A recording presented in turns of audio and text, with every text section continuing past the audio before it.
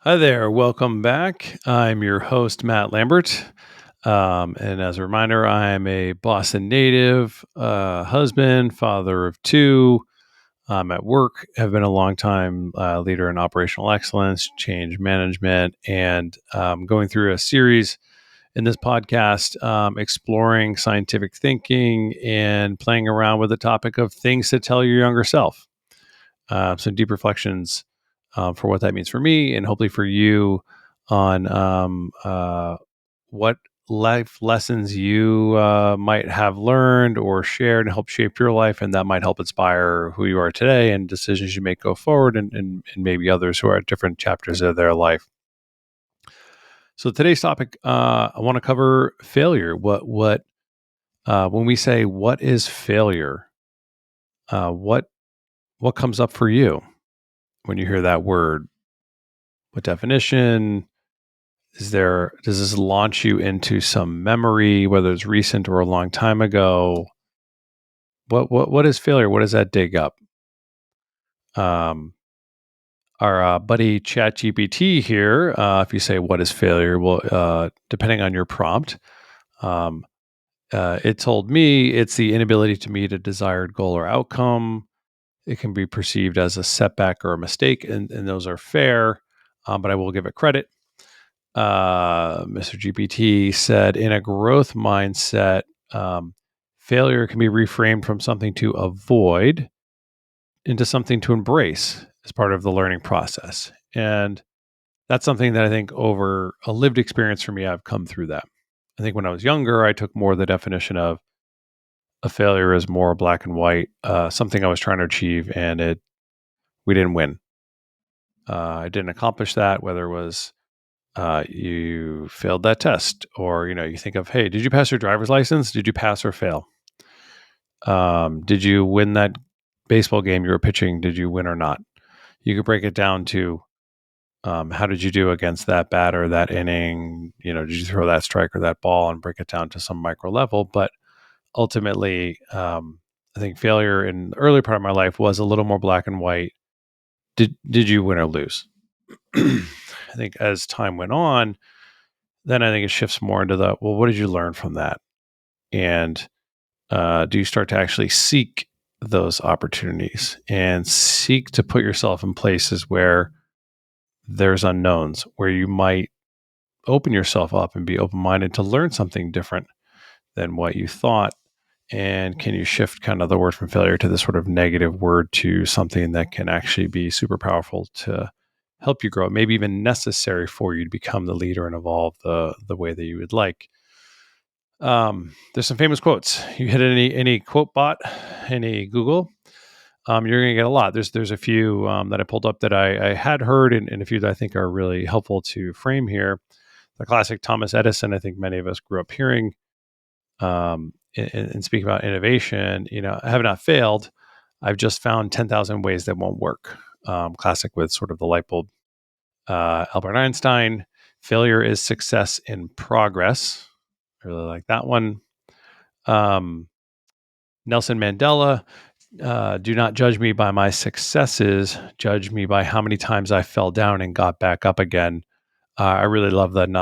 I really love that one. It's not how many times you get knocked down. It's if you get up. I've like used that in my own life many times.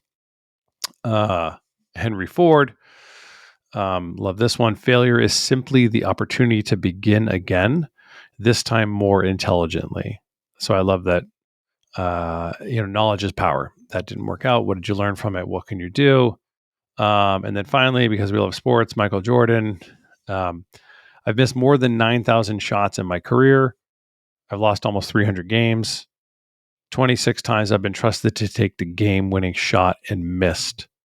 I failed over and over and over again in my life, and that is why I succeed. And that's super inspiring, I think, to think of.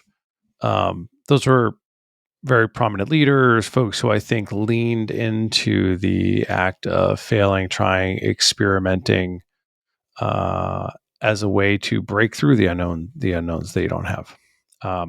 So one cool thing is, you may notice my background here. I'm in a hotel because I'm at a workshop in Connecticut, away from the family today. and I'm with some friends in the Kata School Northeast. Shout out to Kelly Mallory, Tracy Defoe, and Mark Rosenthal, who are hosting a workshop on Toyota Kata. I'm practicing scientific thinking. And one fun thing that came out today was they had a board up on the wall of micro learnings. And it was, hey, whenever you have a moment where you learn something you weren't expecting, something came up for you that maybe challenged one of your biases or thoughts, or something that was kind of a surprise, or push you in a way to, you had a preconceived notion of something and that it evolved for you. Write it down. And they were kind of challenging all of us to write down like all day a bunch. And I think we were a little slow on day one.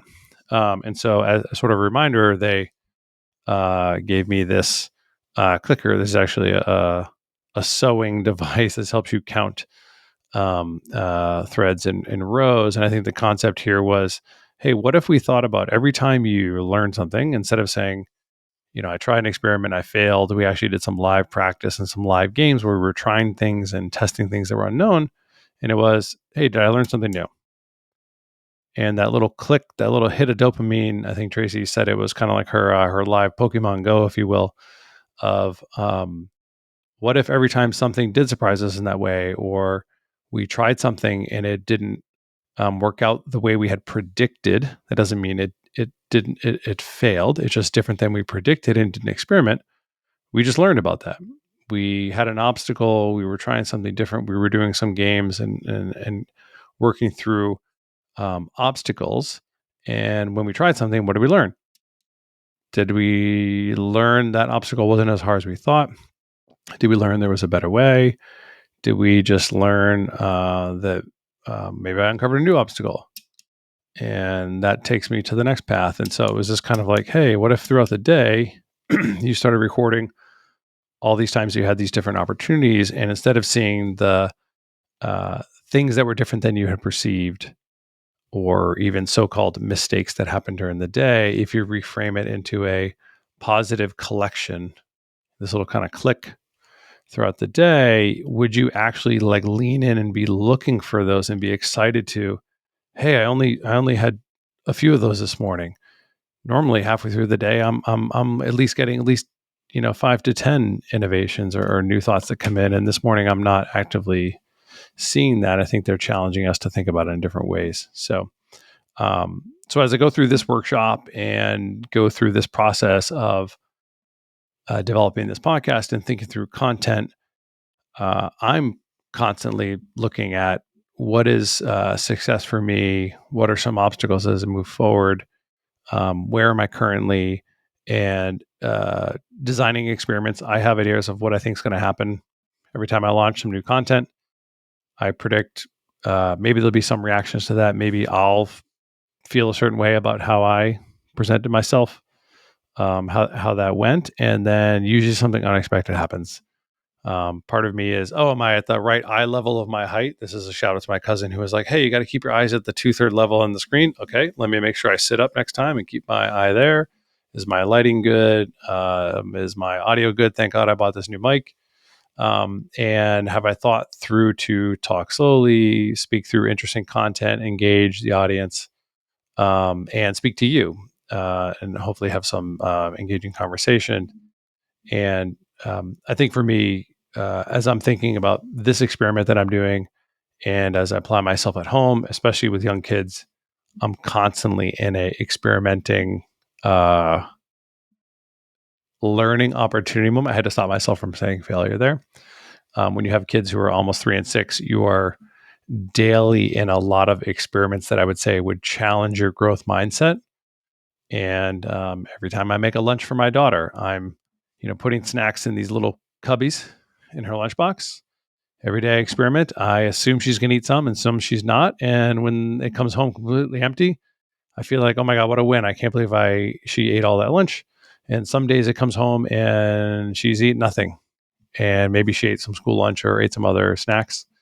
And those are just interesting opportunities of, okay, she used to like strawberries and apparently now she stopped liking strawberries.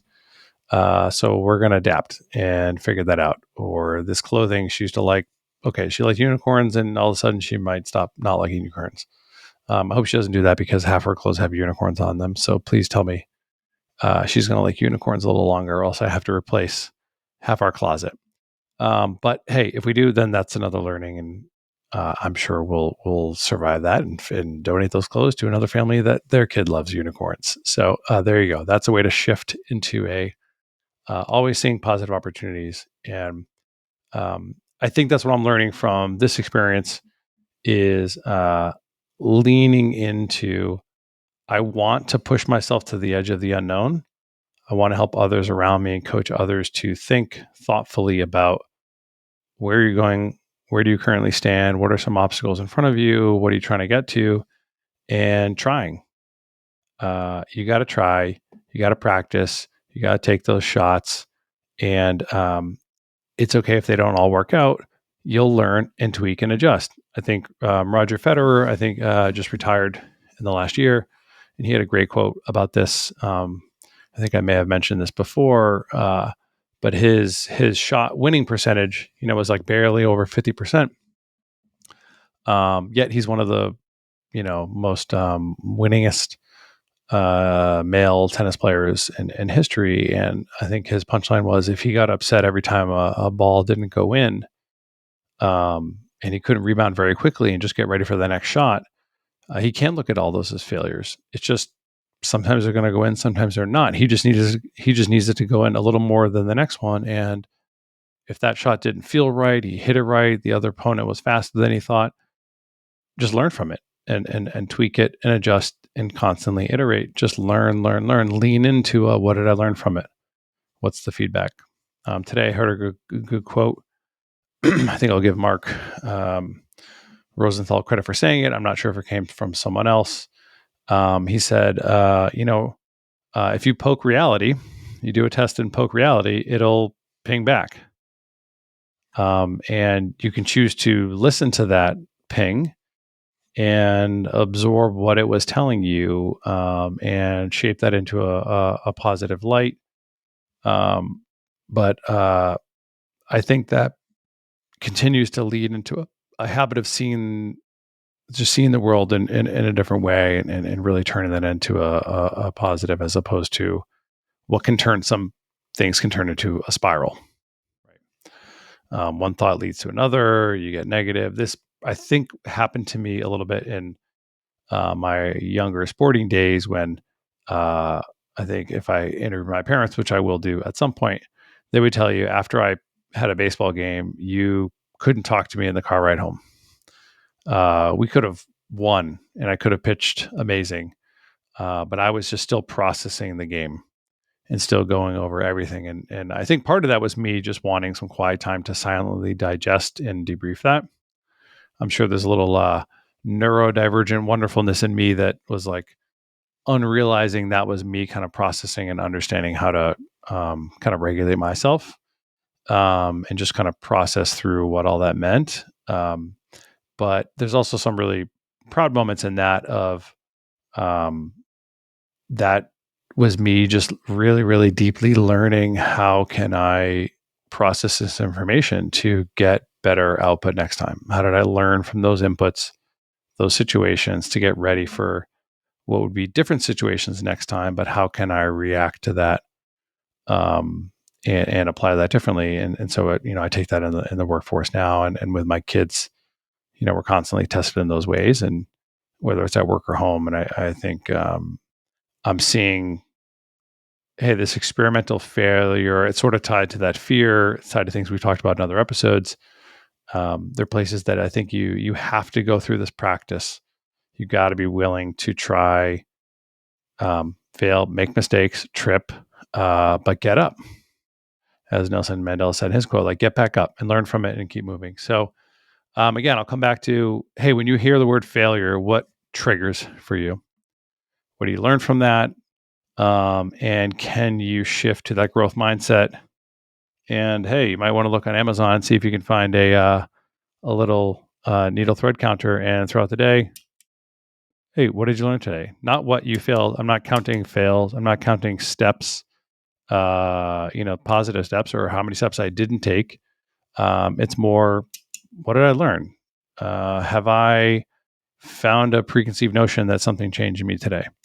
And can I take some dopamine, take those hits, and think about it in the growth mindset? Is there some opportunities I can lean into? And if I'm not getting a lot of clicks, then I'm probably not trying a lot of new things.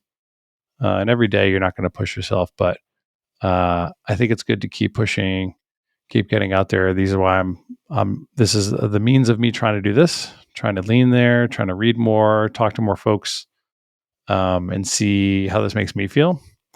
And I'm really, really getting interested in how this is affecting other people, which is ultimately one of my goals too, is to see if I can, make an impact with others and connect with other people, which is, I think, part of our lived human experience, which is really interesting to me. So the universe gives back in many ways that are fun and interesting to learn from. So that's part of this. So I'll leave you with that. So let's try to shift to growth mindset, lean into those opportunities, and excited to see where we go from here and where we go in episode 8. See you next time.